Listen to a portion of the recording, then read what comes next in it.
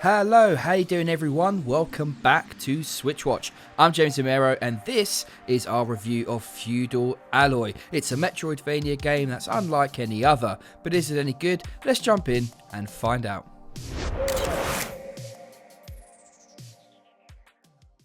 Feudal Alloy has a quirky story that unfolds with a charming cutscene at the beginning of the game. You play as Atu, a fish-controlled robot that up until this point is a sunflower oil farmer in a small village. The world is a medieval style setting filled by robots. Yes, it's very quirky indeed. One day a bunch of bandit robots attack and loot your village, burning your house down in the process. Determined to get back what was stolen, you borrow a rusty sword and set out on a quest. As charming as this backstory is, it is sadly the only time you're going to see it. It just doesn't appear again. The rest of the game plods along without any real story progression. We don't learn anything about the enemy or our character, which is a missed opportunity in my book.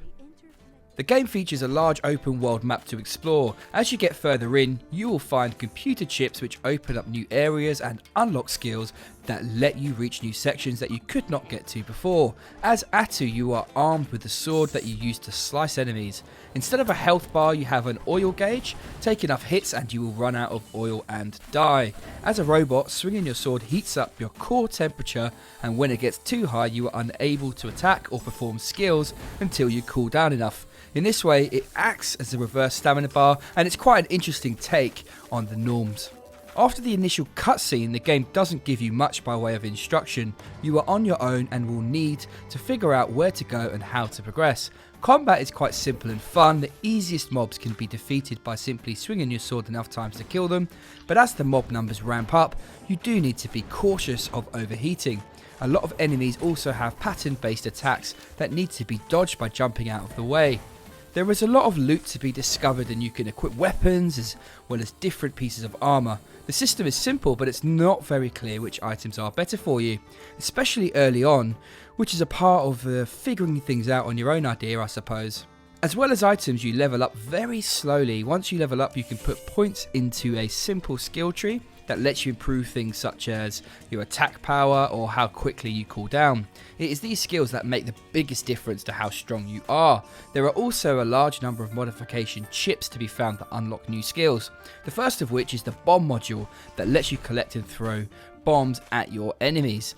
Later on, you unlock a dash module, double jump module, and a whole bunch of other ones as well. Early on in the game, I found that it was quite clear where I needed to go and there was not a lot of backtracking, but as you get further in, it can become quite confusing. A point that is made worse due to an overly simple and, quite honestly, horrible map that doesn't give you enough detail. As it lacks detail, it can be just hard to figure out where you need to go, especially as you need to find map fragments in order to view sections on the map in the first place. It takes quite some time to unlock more skills and modification chips, and the general progression doesn't feel quite right. It takes a long time to level up at the beginning, and I could see a bunch of people giving up after just a couple of hours. If you press on, things do start to get better. You unlock stronger skills and will find better loot, but of course, enemies also become stronger at the same time, and you will find yourself dying quite a lot. This game is pretty challenging.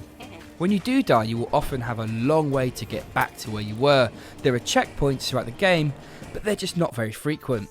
The puzzles in the game are quite simple but rewarding, and there are many hidden areas that offer up coin, oil and ice pots which stop you from overheating for a short space of time, as well as new equipment. At first, I really enjoyed the periodic rooms which lock you in and have you facing waves of enemies before being able to progress. However, after a while they became repetitive, and it would have been nice to see a few more bosses instead. There aren't many of them in the game. Like any exploration game, there are a lot of gotchas, but here I felt that they often are on the feel bad side of things. It's not fun getting lost and having to aimlessly backtrack until you found out where you are supposed to go, or get shot by a laser only to have to redo a whole section to get back to the same place. That said, the game is unique and the gameplay is pretty fun. Exploring can be a good blast, but it does drag you down in certain places.